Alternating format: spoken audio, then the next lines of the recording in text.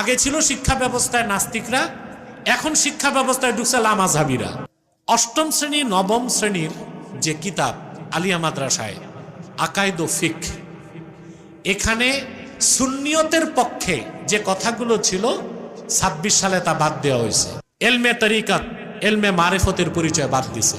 তারপরে আল্লাহর ওলিদের মর্যাদা, বৈশিষ্ট্য, আল্লাহর ওলিদের সোহবতে থাকার প্রয়োজনীয়তা, এই সব কথা আকাইদ ও ফিকা বই থেকে বাদ দেওয়া হয়েছে। কারা করছে? লামাযহাবীরা। লামাযহাবীদের সাথে আছে কারা? যারা এখন দেশে মনে করতেছে ক্ষমতায় চলে আসতেছে।